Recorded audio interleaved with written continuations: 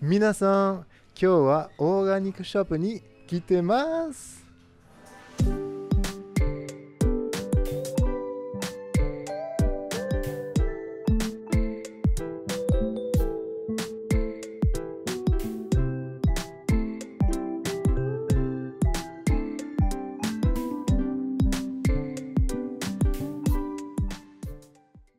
Bonjour à tous, c'est Sébastien. Aujourd'hui, je suis à Toulouse. Regardez, devant un magasin bio. Il s'appelle La Dispute aux Oiseaux. C'est très original comme nom. Bien, je vous propose de rentrer à l'intérieur et de faire un petit tour du magasin. Je vais en profiter aussi pour faire quelques achats. Allez, vous êtes prêts? Eh ben, c'est parti, on y va!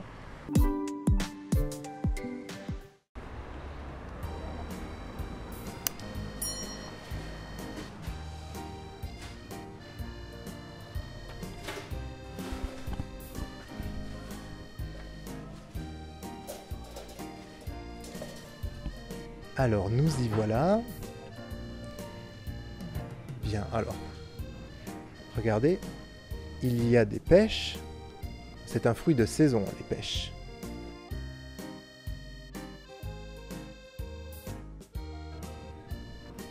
Derrière vous, il y a des pastèques et des melons. Toujours pareil, des fruits de saison.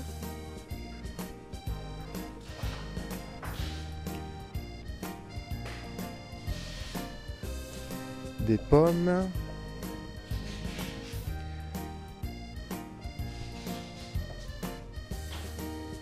Regardez, vous avez du thé vert.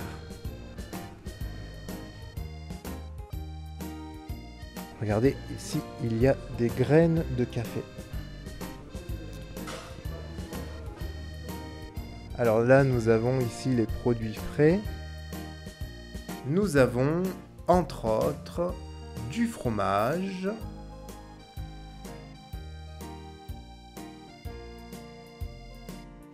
Des yaourts, etc.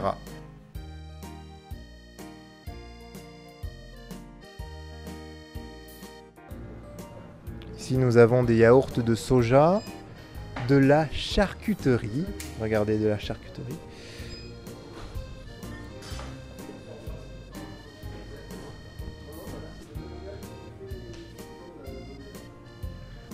Ici, nous avons donc tout ce qui est herbes.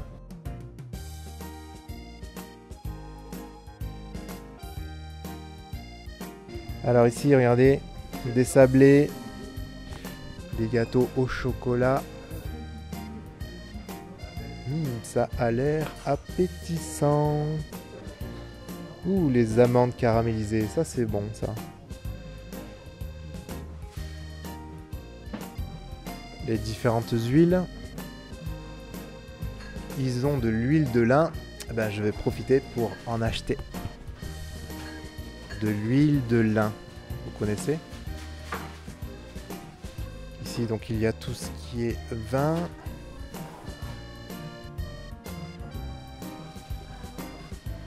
Et en face c'est de l'épicerie.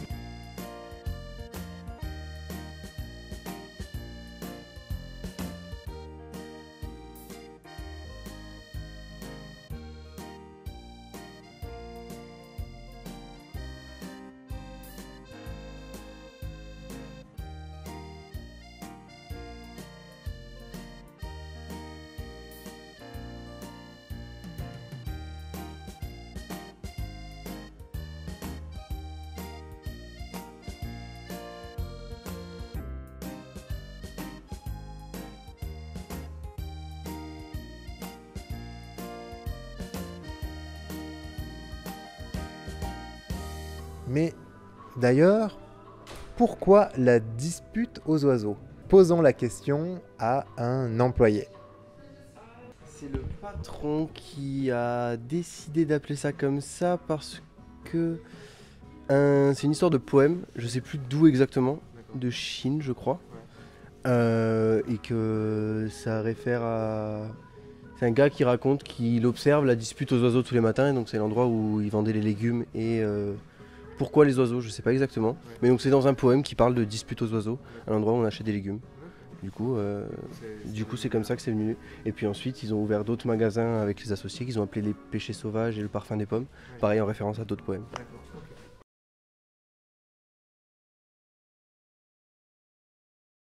Alors j'ai envie de te parler des soupes.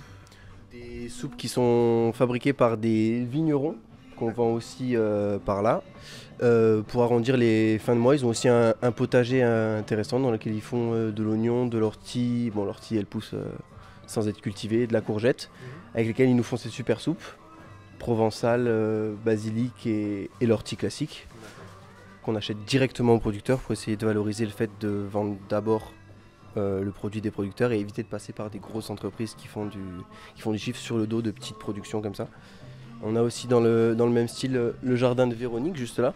Pareil, c'est une petite maraîchère qui a un espace de maraîchage et qui au lieu de vendre ses légumes bruts, les vend uniquement transformés. Donc elle nous fait, bon en ce moment elle est dans la saison creuse où c'est en train de pousser donc elle n'a pas grand chose.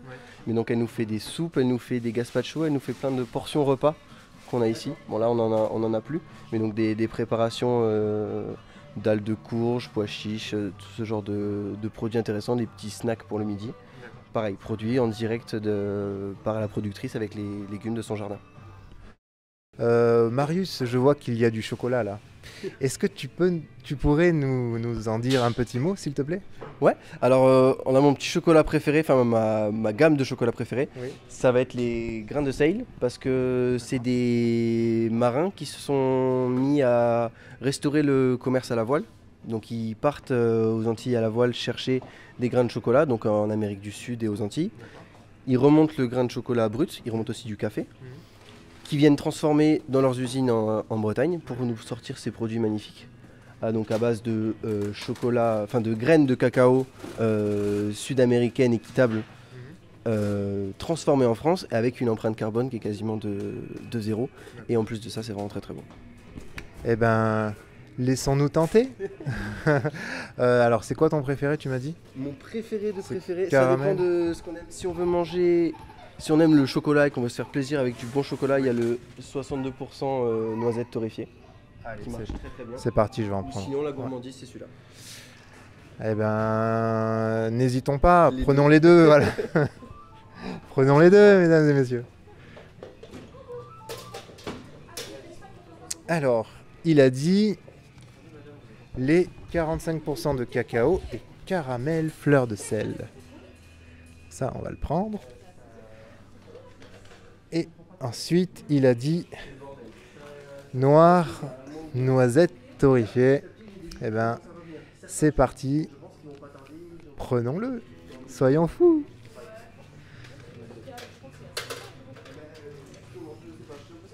La charcuterie, c'est français, c'est bon. On adore ça. Du coup, tu voulais nous parler d'un produit coup de cœur un peu? Un produit coup de cœur, même d'une gamme de produits coup de cœur, encore une fois. C'est un transformateur qui fume et qui sale les produits lui-même. Il a la chance de vivre à côté d'une production de porc noir. Et donc, il va sélectionner son porc dans les pâtures de porc noir, qui fait abattre, qui ramène ensuite dans ses ateliers et qui le débite en plusieurs morceaux différents. Donc il nous fait du saucisson, des lardons, de la pancetta, du lomo qu'il appelle yomio et de la copa. Ce qui est intéressant avec ces produits à lui, c'est que c'est légèrement salé puis fumé. C'est pas une charcuterie qui est uniquement salée et donc qui va être qui va avoir un goût de sel. Ouais. On va vraiment ressentir en premier le goût de la viande, ensuite le goût du fumage qui fait ça avec du bois de hêtre et de cerisier. Et après, ensuite, on va avoir la petite salaison et l'assaisonnement sel-poivre qui vient relever un peu le tout. Mais on a vraiment toute une gamme de goûts dans la bouche où vraiment on ressent le bon produit et le goût de la viande avant de sentir le sel, comme dans une charcuterie qui peut être un peu plus classique. Vous avez trouvé tout ce qu'il vous fallait? Oui, c'est bon, on a tout. Tac. Alors, on a du soja, ok. Les 2 meilleurs chocolats de la dispute. Ça, c'est un bon. Ah, selon tes conseils. Hein. Exactement, j'ai vu ça. Et de l'huile de lin. Ouais. Pas mal aussi. Je suis pas trop consommateur, mais pas mal aussi. Riche en oméga 3.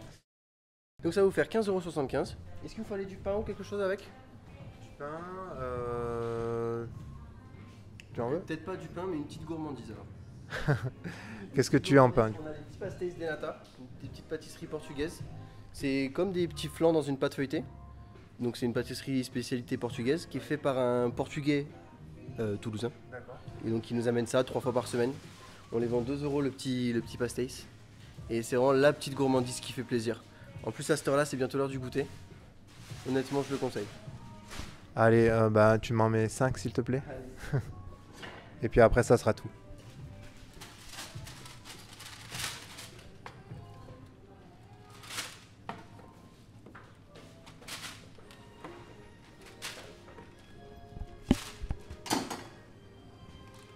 Tac, donc 5 pastéis.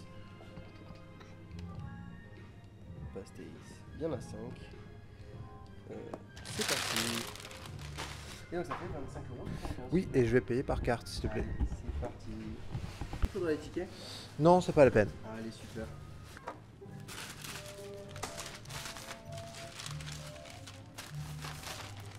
Hop. Et la petite douceur. Juste là. À déguster. C'est ça. Au goûter. Exactement. Bonne journée. Merci à toi aussi, bonne journée. Merci, au revoir. À bientôt, merci, au revoir.